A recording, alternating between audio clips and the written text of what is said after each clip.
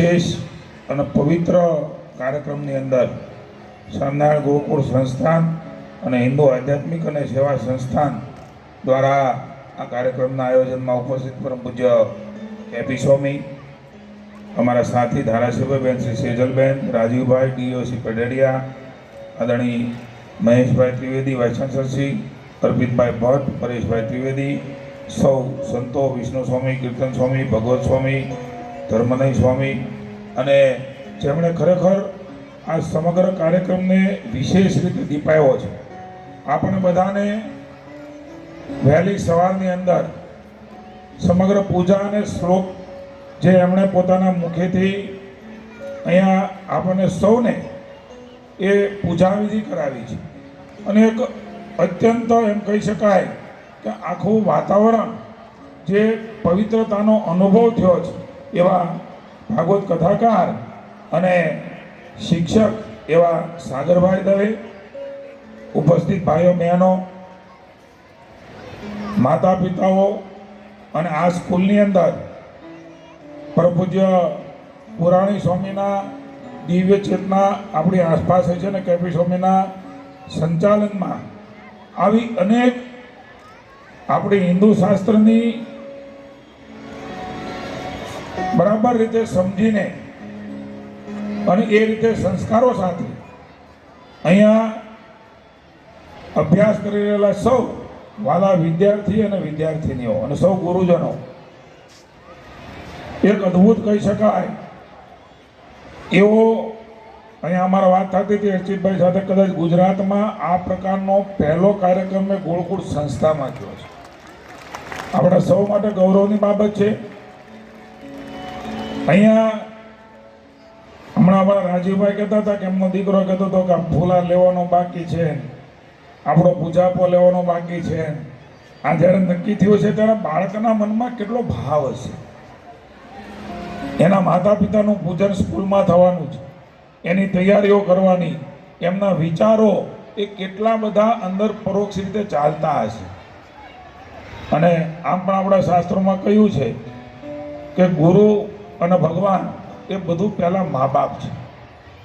એની અંદર આ પ્રકારના સંસ્કારો સાથે કાયમ માતા પિતા માટેનો ભાવ અને એ બને રહે તો એ ક્યાંય જિંદગીમાં, એના જીવનમાં, એના વ્યવસાયમાં પાછો પડવાનો નથી. કારણ કે મા બાપ એ પહેલાં ભગવાન છે. એ રસ્તો એ ત્યાંથી ભગવાનનો મળે છે. સીધા મંદિરમાં ભગવાન પણ એ રસ્તો સ્વીકારતા નથી. એ વાયા મા બાપ જાય છે, વાયા માતા પિતા જાય છે. ગુરુ પણ ત્યાંથી પ્રાપ્ત થાય. સીધા ગુરુ એ ભગવાન સુધી નહીં લઈ જઈ શકે. આ ભાવ સાથે અહીંયા સુંદર મજાનો આ કાર્યક્રમ ભાઈ મનોહરભાઈ પાણીની સ્કૂલમાં કરવાના છે. અન્ય જગ્યાએ પણ ભાવનગરમાં થશે. પણ આખા કાર્યક્રમનો હેતુ ને ભાવ એ હિન્દુ આધ્યાત્મિક અને સેવા સંસ્થા અને ગુરુકુળનો છે. એ કાયમ માટે આ પ્રકારનો મા બાપ માટેનો આપણી લાગણી બની રહે. મોટા ગમે એટલા થઈએ, પદથી થઈએ, પૈસાથી થઈએ, વ્યવસાયથી થઈએ, પ્રતિષ્ઠાથી થઈએ, પણ મા બાપ એ મા બાપ છે. અને મા બાપે પણ જે પ્રકારે અહીંયા આશીર્વાદ આપતા હતા, જે પ્રકારે અહીંયા ચોખાથી એમને વધાવીને આશીર્વાદ દેતા હતા, આ દ્રશ્ય તમને જોવા નથી મળ્યું. અમે અહીંથી તમારો ભાવ જોઈ શક્યા છીએ. એક અદ્ભુત પ્રકારનો આપણા દીકરા દીકરી માટે અને દીકરા દીકરીનો મા બાપ માટેનો ભાવ એ વિશેષ અહીંથી અમે અનુભવ્યો છે. કદાચ પત્રકારોએ અનુભવ્યો હશે.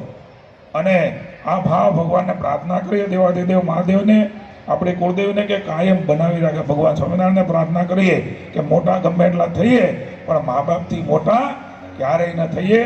ખૂબ આગળ વધે આપણા દીકરાઓ. આપ સૌ આગળ વધો એવી શુભકામનાઓ.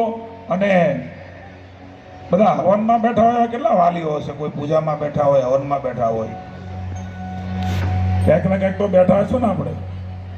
તો આપણે પૂજા કરીએ અને પગે લાગીએ તો પછી કોઈ વડીલો શું કરે છે? કેટલા વાલીઓ એના દીકરા દીકરીને કંઈ ખીચામાંથી કંઈ નહીં તો કંઈ ફૂલની તો ફૂલની પાંખડી આપી છે. આ તો છોકરો તો ન આપી હોય તો ફૂલની પાંખડી કરજો. પૂજા કરીને આપણે ઊભા થયા ત્યારે આપણે ઘણું આપ્યું છે. એક ભાવ હોય છે અને એ ભાવ સાથે આવો સુંદર મજાનો કાર્યક્રમ એ જે થયો છે અને કાયમ મા બાપને પગે લાગીને કેટલા છોકરા આવે છે વિદ્યાર્થીઓ? મા બાપના પગે લાગતા એવા કેટલા છે? ગુરુકુળમાં તમારા સરસ મજાના સંસ્કારો એ આપણું કામ રહ્યું છે. એટલે કેપી સ્વામીને અભિનંદન આપું છું. ન લાગતા હોય એ પરાણાને પણ ભાવથી આજથી સંકલ્પ કરે અને તો જ મને એવું લાગે છે કે ભગવાનનો રસ્તો, આપણા સંસ્કારને ભણતરનો રસ્તો એ કાયમ આપણને મળી રહેશે. હું પુનઃ એકવાર પૂજ્ય કેપી સ્વામી અને આપણી જે સંસ્થા છે હિન્દુ આધ્યાત્મિક અને સેવા સંસ્થાન, એમને અભિનંદન આપું છું. એક નવો ચેલો ચાતરો છે અને મને શ્રદ્ધા છે કે આ ખૂબ ઊંચાઈ ઉપર જશે અને ખૂબ લોકોમાં એ ભાવ ઉત્પન્ન થશે. ભારત માતા કી જય, વંદે માતરમ, જય જય કવિ ગુજરાત, જય ભાવેણા, જય સ્વામિનારાયણ. સંસ્થાન અને હિન્દુ આધ્યાત્મિક અને સેવા સંસ્થાનના ઉપક્રમે આજે ભાવનગર ગુરુકુળ ખાતે પૂજ્ય કેપી સ્વામીના સંચાલનમાં એક અદ્ભુત કહી શકાય એવી માતૃ પિતૃ વંદનાનો કાર્યક્રમ જે સ્કૂલમાં વિદ્યાર્થીઓ ભણે છે એ જેના મા બાપનું પૂજન એક સાથે કરે અને એટલા સુંદર મજાનું પૂજન શાસ્ત્રોક્ત શ્લોક સાથે, શાસ્ત્રોક્ત વિધિ સાથે અહીંયા સંપન્ન કરવામાં આવ્યું છે.